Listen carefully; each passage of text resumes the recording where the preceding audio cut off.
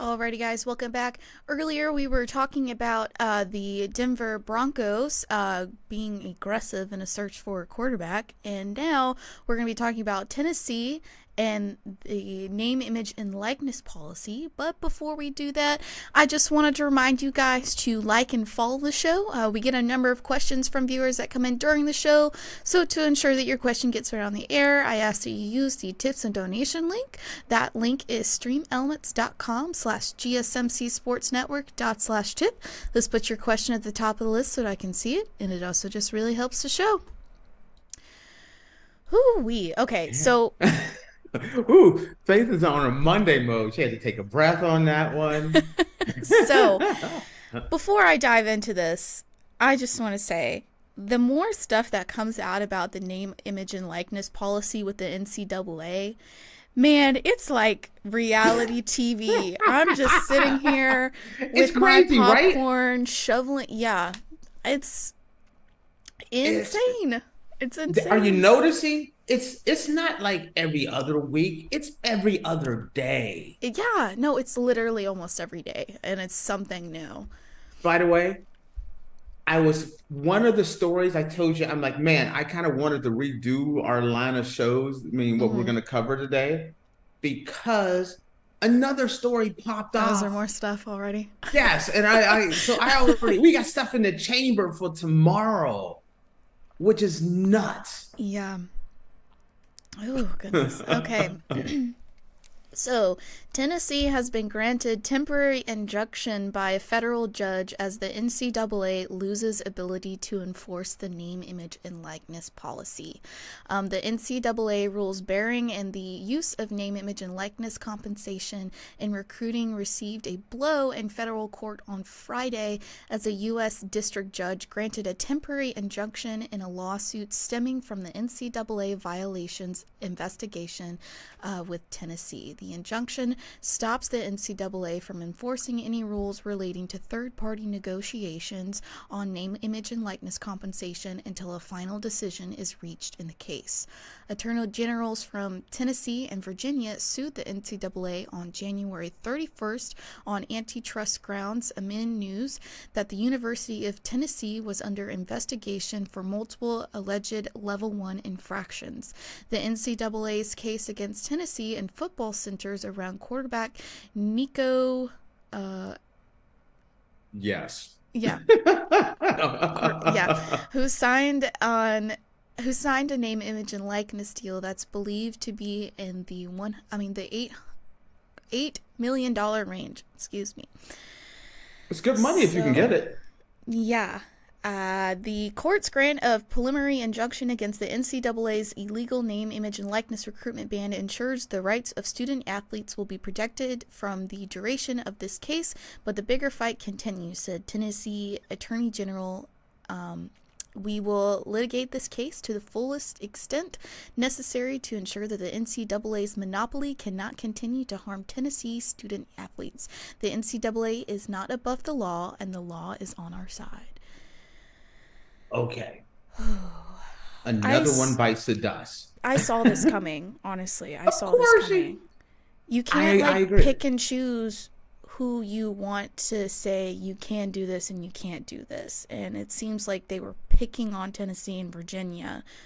And this is what the NCAA does. This is why people are coming out against them. Yeah. You know, they pick and choose who they're going after. Almost every major college football program in the country was doing this, but they decided to go after Tennessee. Right. Well, now you got a bloody nose. Again, you've lost another lawsuit. You know, it'd be different if they were the only ones that were doing this. They kind of used Tennessee as kind of like the test balloon. And then we're going to use the root, you know, and then use that to kind of punish everyone else.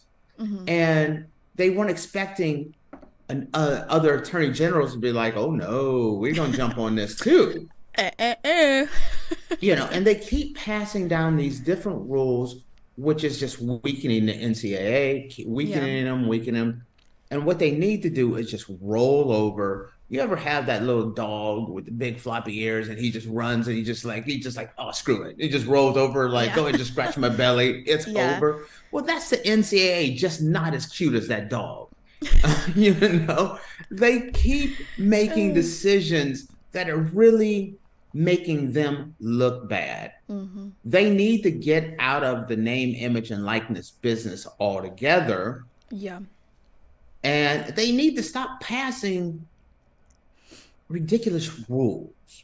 Like If they they just go ahead. if they want to like change the whole like name, image, and likeness stuff, form up a new contract, and whatever contract you have right now, when that's finished, push that out if that's what you want to do. But you Well, that's can't. kind of what the Ohio State and Georgia, I keep saying Ohio State, SEC and the Big Ten are kind of looking at. That's why they're working together on trying to Mm-hmm. figure out how to put the college football playoff together, how to handle name, image, and likeness. Uh, Personally, the best solution for, like, I can give you the solution I would have college football stripped from the NCAA. The NCAA no longer regulates college football. All the college football powers come together. They create an organization. They bring in a commissioner. They have a commissioner that kind of oversees it, like a Roger Goodell, Mm-hmm. and they put in rules. They make it so there's a salary cap so the schools can pay the players. Okay, the schools can pay the players a certain salary.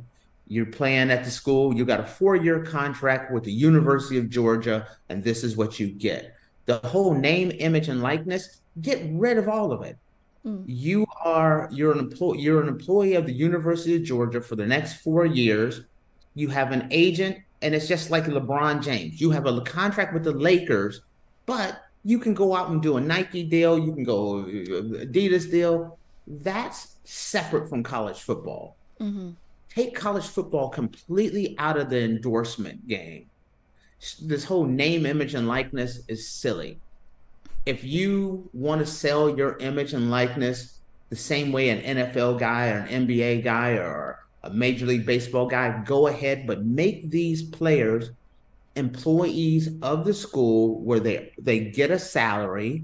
You could put in a salary cap, you can put in rules and regulations to manage it. That takes care of name, image, and likeness.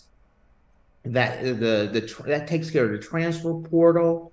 It takes care of everyone. Now players could have a pension, a retirement fund. They're getting paid to play, and no coach has to worry about, oh, Jimmy's gonna leave because someone offered him more money.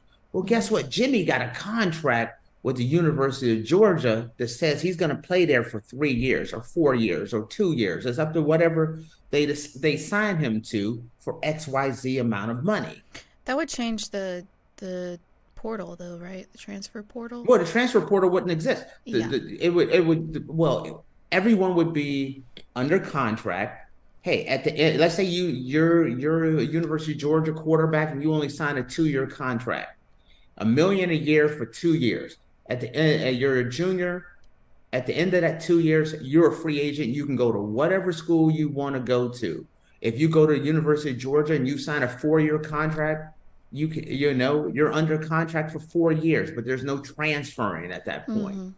Then it's up to the player. Hey, do I want to sign 4 years here, 2 years here, 1 year here?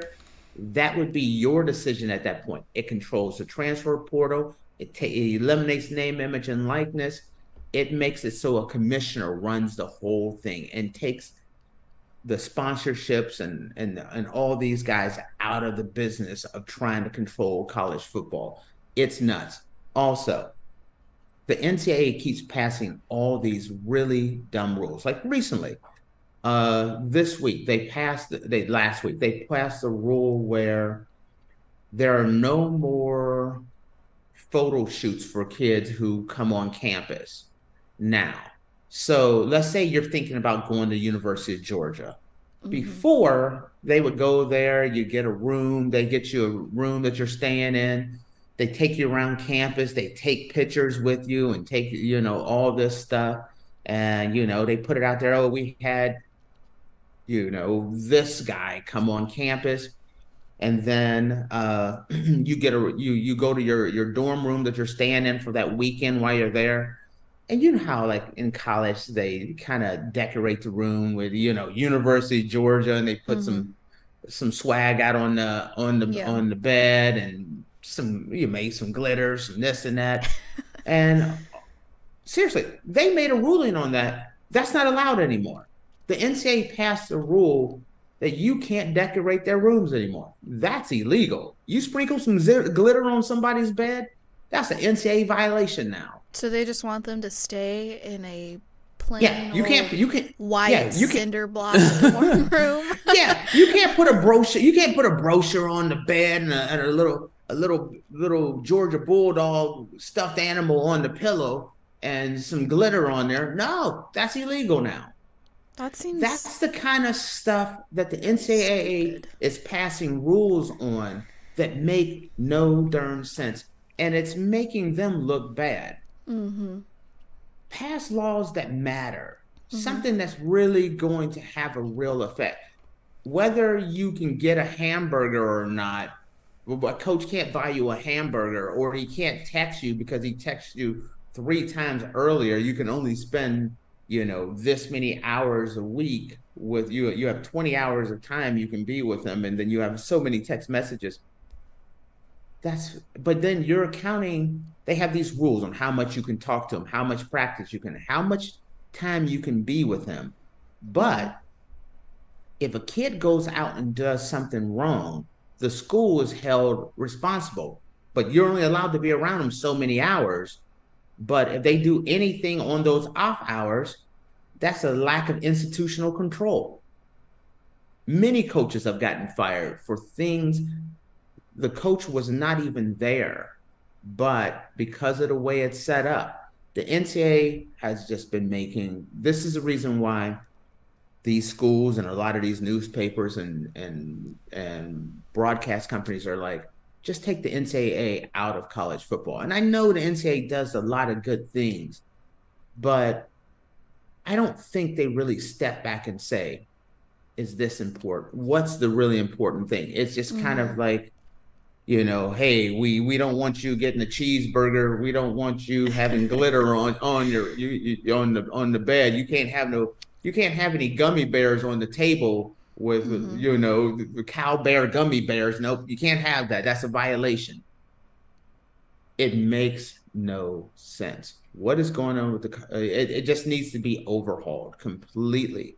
This is kind of why, even though I don't like how the SEC and the Big Ten are kind of throwing their weight around, ultimately, it's kind of one of those situations where by them throwing their weight around, it just makes it closer and closer to a situation where they're going to have to break away from the NCAA.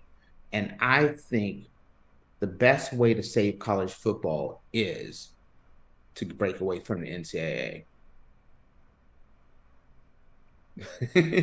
Faith is like, all right. She has that look like interesting. I'm just like, I'm processing all of this because it seems like they're not learning their lesson. It's like they just keep adding. How many losses are they going to lose in court? Adding stuff. Right. You'd think after like the 4th court case that you've lost, you'd maybe stop doing things. Yes, like that, maybe circle the wagons and start making like there was no reason to go after Tennessee on this one. I felt like there were literally every major Division I football program in the country, even some Group of 5 schools are doing this. University of Tennessee, you're the one we're going to go after. Why us? So then, next thing you know, it's like, you know what? You come after us, we're going to come after you. Hey, we're going to bring in Virginia. And as this keeps going on, they keep fighting this. There are going to be other attorney generals that are going to start getting involved in this. I still believe that's going to happen. There are repercussions to your actions. There's consequences and repercussions. Yes. So stop picking on everybody. Yeah, and it just makes them look so bad. It does. It really does. It doesn't put them in the best light, and they've been losing the PR battle for like 20 straight years. Get some the NCAA needs some feel good moments right now, or a hug or something, because they're just making the wrong decisions on the wrong battles to fight. Yeah. It kind of is like, you went through a breakup and you're being really petty, and so you're doing all this stuff to like try and make the other person mad, and they're just not succeeding. It is just like, listen, and the Big Ten SEC is just looking over there like, you know what? Should we just leave this fool? I'm waiting on it. I truly do think, unfortunately, there is consequences, repercussions for even that. And there could be there's going to be a number, I think, a number of schools that may get left behind. But football breaking away from the NCAA, I think it's just a matter of time. It's just a matter of time. There's been so many things and so many dominoes that have started to fall that breaking away from the NCAA just makes more sense. Yeah. So. All right. Well, with that, guys, we're going to take a quick break. And when we come back, we're going to be talking about Fubo TV suing Disney, Fox, and Warner Brothers. So stick around.